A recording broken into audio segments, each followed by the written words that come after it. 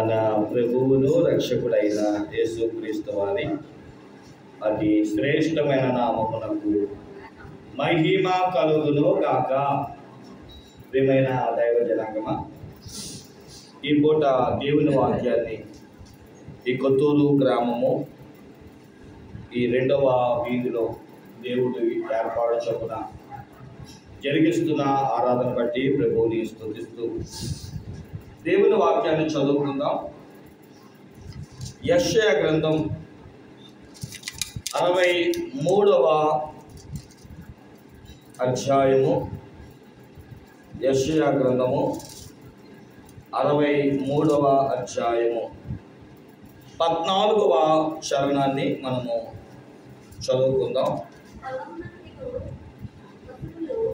పల్లమునకు దిగు పశువులు విశ్రాంతి నొందునట్లు యెహోవా ఆత్మ వారికి విశ్రాంతి కలుగజేసెను. చాలు.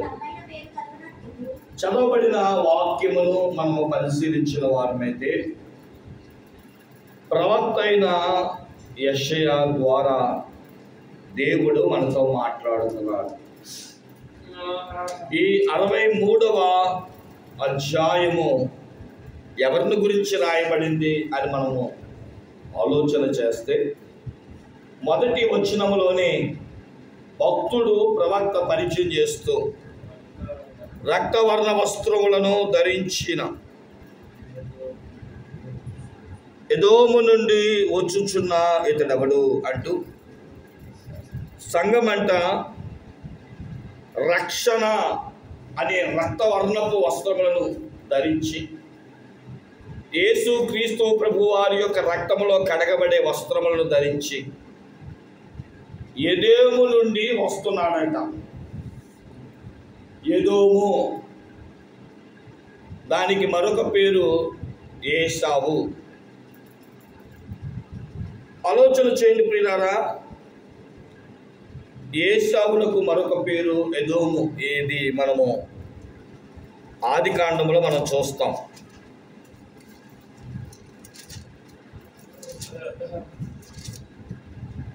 ఆదికాండము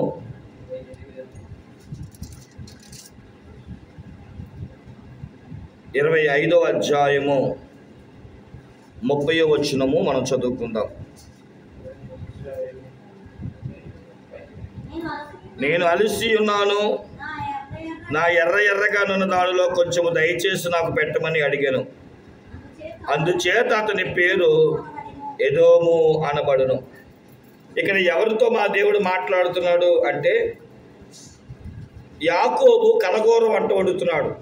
చిక్కుడుకాయ కూర, ఎర్ర చిక్కుడుకాయ కూర. అయితే తన అన్న అయిన ఏసావు, నాకు ఆకలి వేస్తుంది, నాకు ఆ చిక్కుడుకాయ కూర కావాలి అని అడుగుతాడు. ఆ ఆకలితో అడిగిన ఆ వ్యక్తిని ఏమని పిలిచింది బైబిల్ గ్రంథం అంటే, ఎదోము అని పిలిచింది.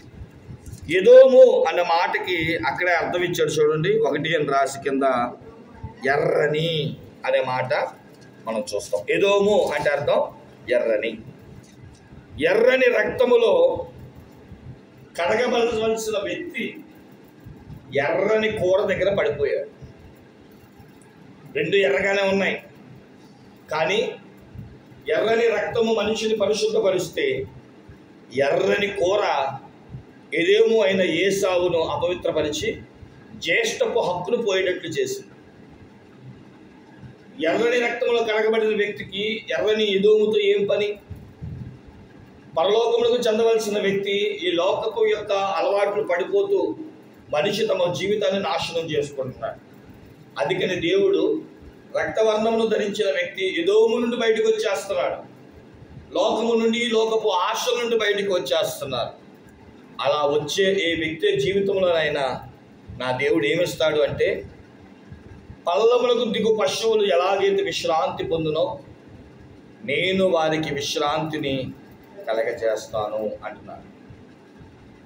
పల్లములకు దిగడం అంటే చూడండి, మెట్లు ఎక్కుతాం, దిగుతాం. ఎక్కడం కష్టమా, దిగడం కష్టమా? ఎక్కడమే కష్టం.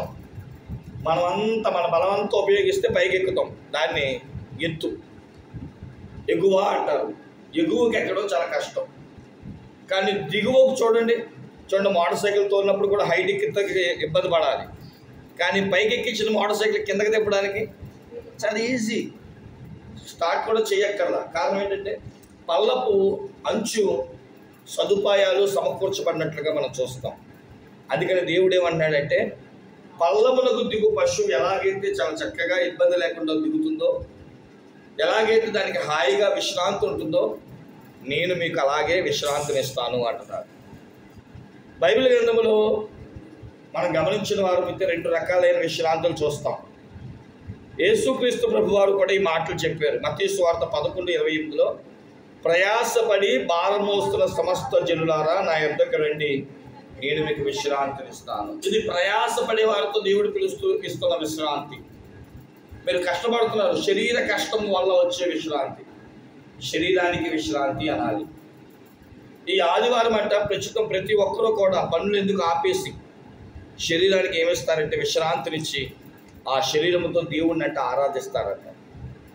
కాబట్టి ప్రతి వ్యక్తి కూడా శరీర విశ్రాంతి కొరకు ఆదివారం పనుపాట్లన్నీ ప్రక్కన పెట్టి, ఒక భక్తుడు అన్నాడు, శరీరానికి అంటే 6 రోజులు పని చేయించి 7వ రోజు అంటే విశ్రాంతిని ఇవ్వాలి. ఎందుకంటే దేవుడు కూడా 6 రోజులు పని చేసి 7వ రోజు ఏం చేశాడు, విశ్రమించను అనే మాట మనం చూస్తాం.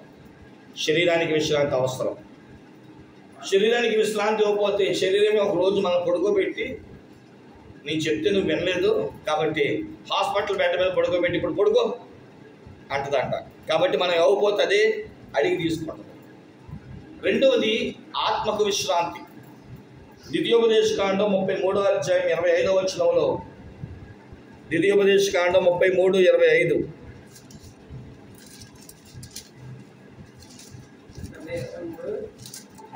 25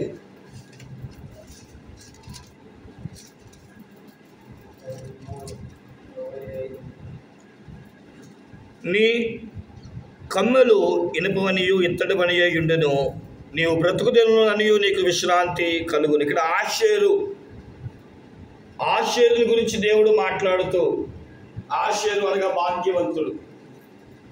ఈ భాగ్యవంతుడైన ఆషేరుతో అంటున్నాడు, నేను నీకు ఆత్మకు విశ్రాంతిని ఇస్తా. దేవుడు ఒక వ్యక్తిని భాగ్యవంతుడిగా దీవిస్తే తన జీవితకాలం అంతయు తన ఆత్మకి ఏం కలుగుతుందంటే విశ్రాంతి కలుగుతుంది. శరీరానికి విశ్రాంతి అవసరము, ఆత్మకు. ఈరోజు నేను ఆత్మ సంబంధమైన విషయాల గురించి మాట్లాడుతున్నాను. ఈ లోకానికి మనిషి శరీరానికి విశ్రాంతి ఇస్తే మళ్ళీ తెల్లారి లెగ్స్ తన పనులు చేసుకోవచ్చు. అసలు మనిషికి శరీర విశ్రాంతి ఎందుకు పొందట్లేదు అని అంటే, కీర్తన 55:3 మనం చదువుకుంటే, ఒక వ్యక్తి యొక్క చింత వలన, 55:3 చింత వలన విశ్రాంతిని ఆ వ్యక్తి పొందుకోలేకపోతున్నాడు.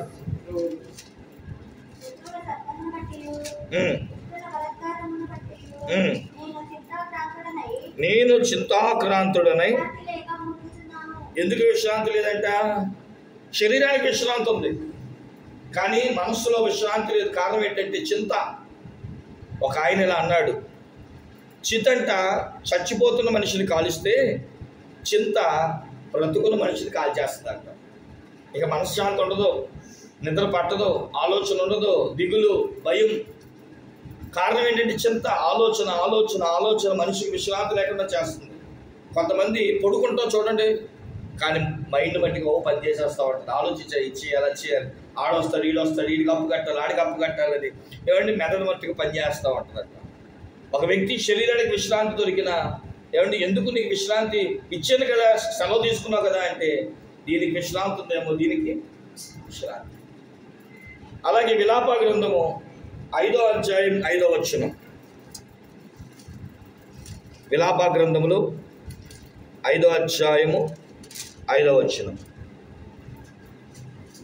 మమ్మును తరుమువారు మా మెడల మీదకి ఎక్కి ఉన్నారు, మేము అలసట చెంది ఉన్నామో, విశ్రాంతి అనున్నది మాకు లేదు. అలసట వలన శరీరానికి విశ్రాంతి ఉంది కానీ మనస్సుకు విశ్రాంతి లేదు. అలసిపోయింది, అలసట, ఆలోచన. కాబట్టి ప్రేమ దేవుని పెట్టారా, నా దేవుడు ఈరోజు మాటిస్తున్నాడు, నువ్వు క్రీస్తు యొక్క రక్తంలో కడగబడి ఎదోము నుండి నువ్వు రాగలిగితే నేను మాటిస్తున్నా, ఇది ఒక వాగ్దానంగా తీసుకోండి. ఏమనో తెలుసా? నేను మీకు విశ్రాంతి ఇవ్వబోతున్నాను అని. విశ్రాంతి అంటే పడుకోవడమేనా? ఒక వ్యక్తి విశ్రాంతి పొందితే అతని జీవితంలో ఎలాంటి కార్యాలు చూస్తాడు?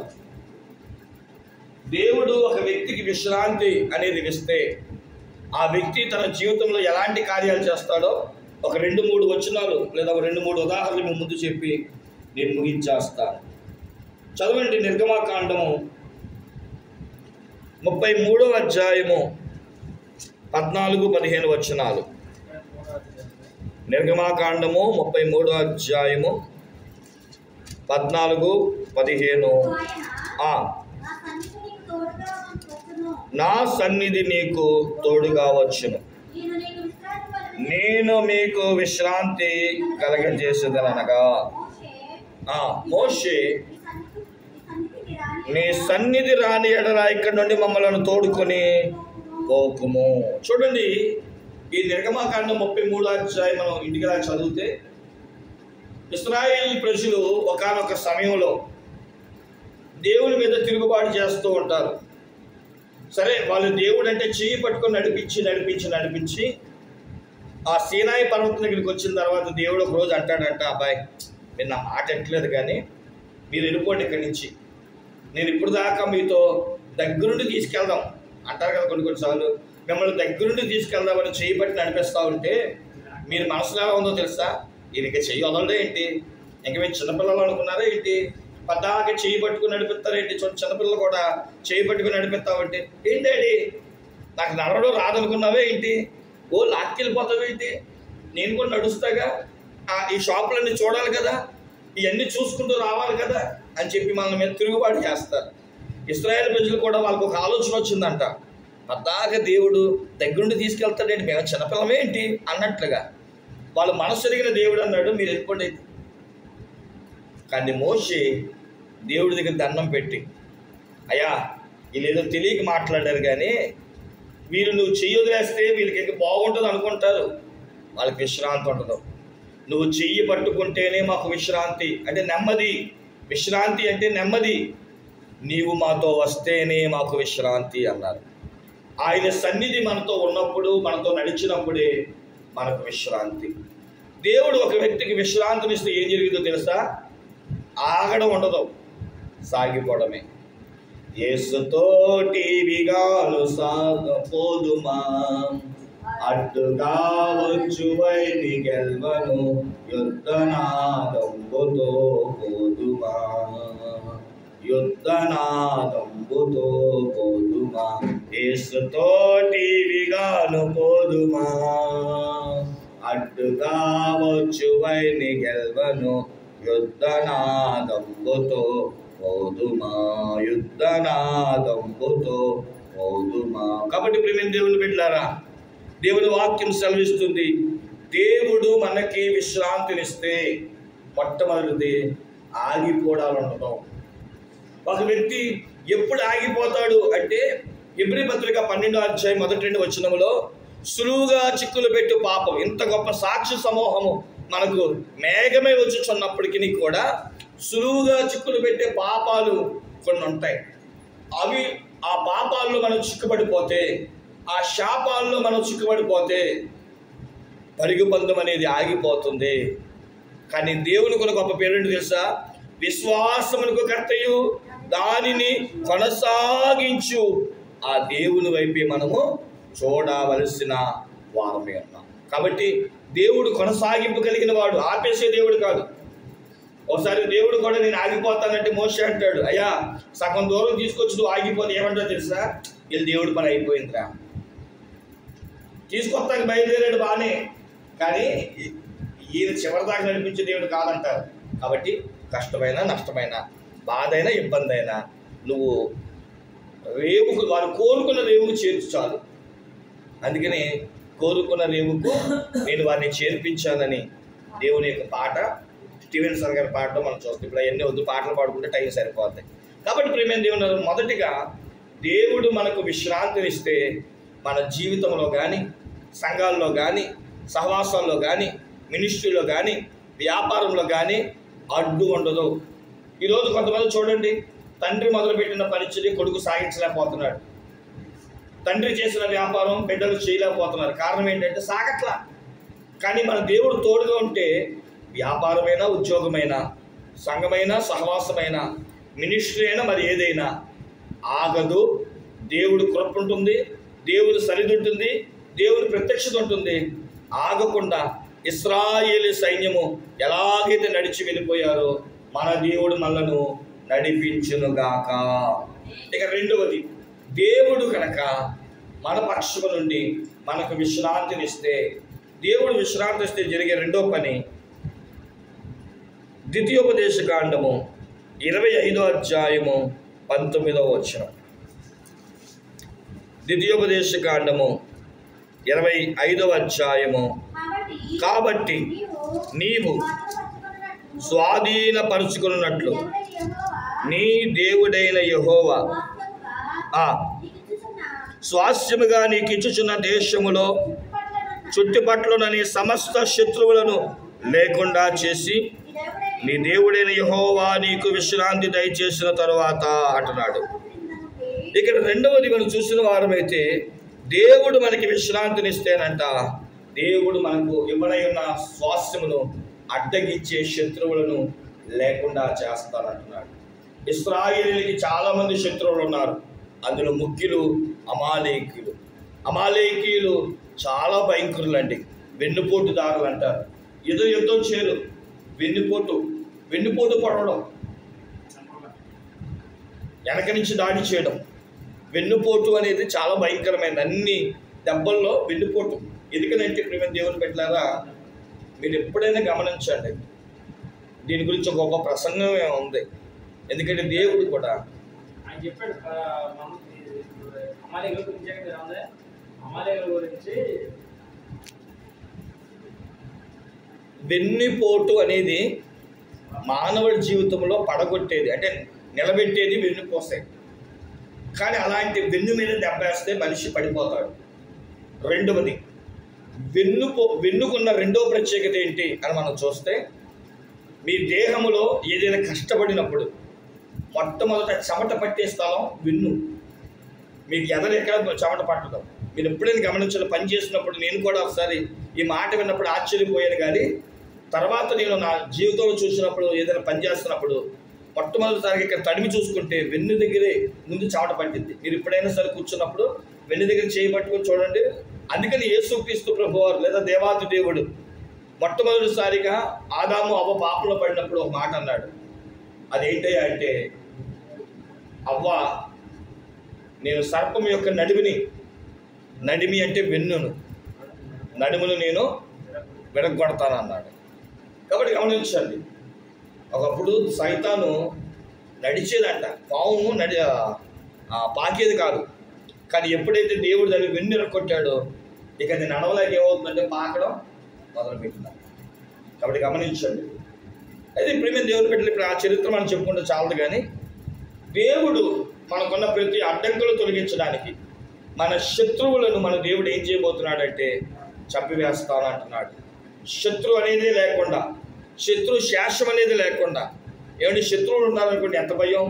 ఎప్పుడు వస్తాడో, ఎప్పుడు దాడి చేస్తాడో, ఎప్పుడు పొడుస్తాడో, ఎప్పుడు చంపుతాడో, ఎప్పుడు అడ్డగిస్తాడో, ఇవన్నీ ఆలోచనలు వస్తాయి. అందుకని దేవుడు అన్నాడు, నేను నీకు మనస్ఫూర్తిగా నీకు విశ్రాంతిని ఇవ్వాలి అంటే, ఒకటి, నేను నీతో నడుస్తాను. రెండు, నీకు శత్రువులు లేకుండా చేస్తాను. మూడవది మనం చూసిన వారమైతే 2 దినవృత్తాంతములు 14వ అధ్యాయం 6వ వచనం. 2 దినవృత్తాంతములు 14వ అధ్యాయము 6వ వచనం.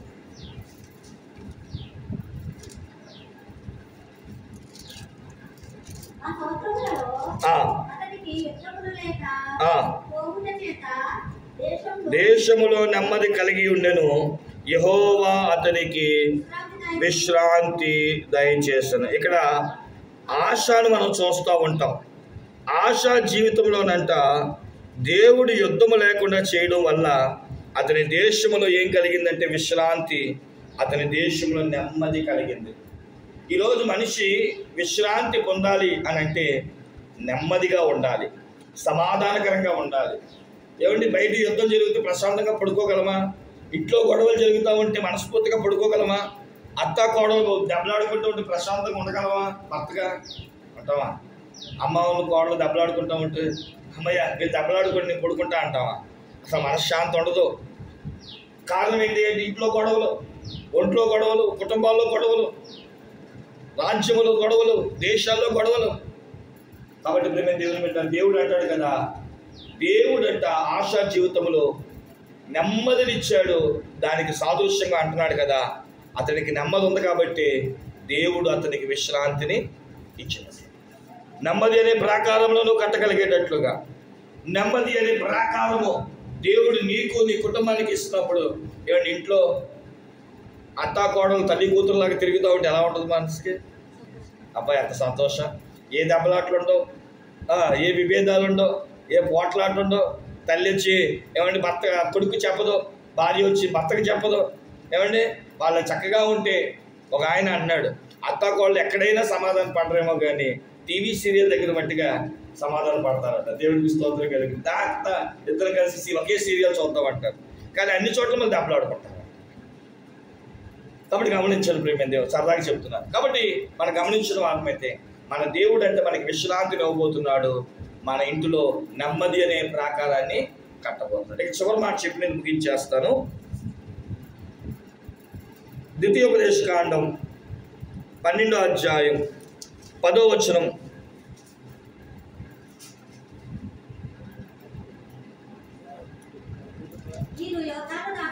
మీరు యొర్దాను దాటి మీ దేవుడైన యెహోవా మీకు స్వాస్యముగా ఇచ్చుచున్న దేశమును నివాసులైన తరువాత ఆయన మీ చుట్టూ నుండి శత్రువులను లేకుండా మీకు విశ్రాంతి కలిగి చేసినందున మీకు నెమ్మది పొందినప్పుడు నేను మీకు ఆజ్ఞాపించుచున్న సమస్తమును, అనగా మీ దహన బలులను, మీ బలులను, మీ దశమ భాగముల ప్రతిష్టములు, మీరు చేయు నైవేద్యములు మీరు యెహోవాకు మొక్కుకొను. మీ శ్రేష్టమైన మొక్కుబడులు మీ దేవుడైన యెహోవాను నామమున నివాస స్వాస్థ్యముగా ఏర్పరచుకున్న స్థలమునకు మీరు తీసుకొని రావలెను. కాబట్టి నేను ఈ 3 పనులు మీ జీవితంలో చేయబోతున్నా. ఏంటది అంటే, 1 శత్రువులు లేకుండా చేస్తా, 2 ఆగిపోకుండా సాగిపోయేటట్లు చేస్తా, 3వది నెమ్మదిచ్చి ప్రాకారంగా కడతా.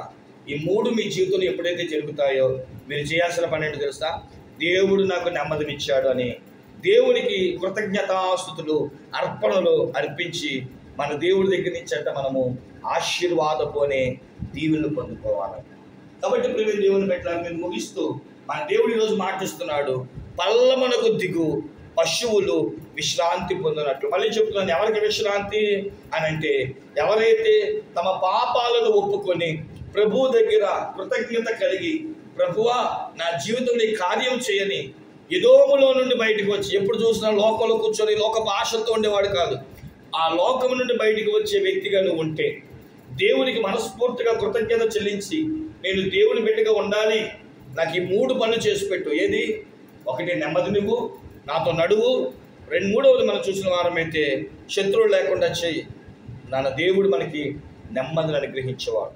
కాబట్టి యేసుక్రీస్తు ప్రభువారు ఈ సాయంకాల సమయమందు నేను మీకు పల్లములకు దిగు పశువులు విశ్రాంతి పొందినట్లుగా నేను మీ జీవితంలో విశ్రాంతిని ఇవ్వబోతున్నానని వాగ్దానం చేస్తున్నాడు.